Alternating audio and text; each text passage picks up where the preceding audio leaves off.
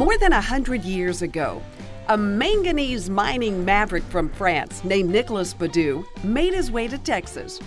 He was looking for fortune. Little did he know, the stately building he bought would become one of the hill country's shiniest gems. It's a wonderful place. Professor Badu never hit the mother lode, but boy, have the creators of Badu 1891 hit pay dirt with the spectacular restaurant built inside Badu's former home. I just love the feel of being in the dining room and just sitting here, and just such a beautiful atmosphere. Eye-popping artwork sets the tone in this inviting space, oozing with southern charm. All kinds of Texas touches here. His name is Watson. We found him in Vail, Colorado, thought that he was a Texan and needed to come home, so. And you're right. At Badu, you can pop the cork on a luscious red from their wonderful wine list. Oh! Or light up your taste buds with some of the hill country's most exciting food. Badu's menu is a little upscale, but totally unpretentious. Beautiful. Definitely Texified. Meatballs here are made with venison and served on creamy polenta with Catua cheese.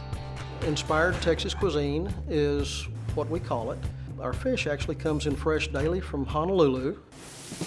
Badu's signature barbecued albacore is always on the menu.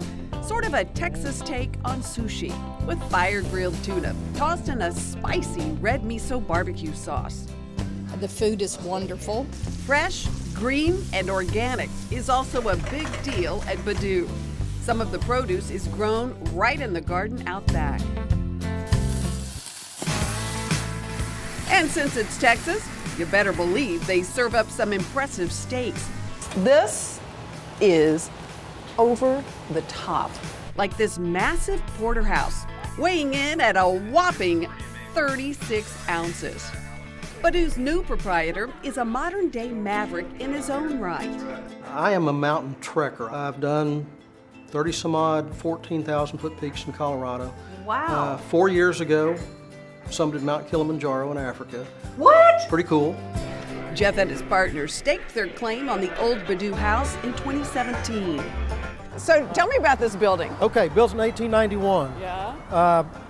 Bought by a professor, called professor, he wasn't truly a professor. Originally, Badu used the building as the First National Bank. 1908 converted it to his home and stayed in the family until 1980. It's beautiful and it's in amazing condition. Jeff's team loved restoring the Badu House to its original glory, and then some. No doubt Professor Badu would smile with pride seeing this Lanit Bar. If you look closely, you'll discover Indian head nickels embedded in the backstop.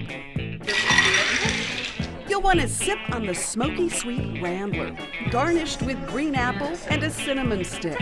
Or you can take your sips out to the patio. 'Cause I just want to learn to soar. As the sun sets, live music warms up the mood, where you can snuggle up next to a crackling fire. But I just Getting hungry yet? This Cowboy Ribeye will satisfy every single time. We're hungry. Let's get this sucker on. Let's do it. This prime ribeye is seasoned heavily a day in advance with a mix of Mexican spices. 24 hours later, it's seared in a blazing 1,300-degree oven. Next step, the beans. So we call them 3-day beans. We use different stocks, chicken, prime beef bones, veal bones, and even some quail and antelope. Chandler creates a demi-glace with the simmering brew.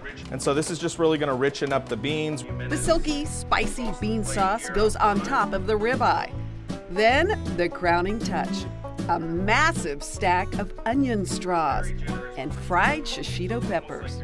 So you all have a ritual here at Badu, right? We like to cling the fork together and say bon appetit. Ching ching.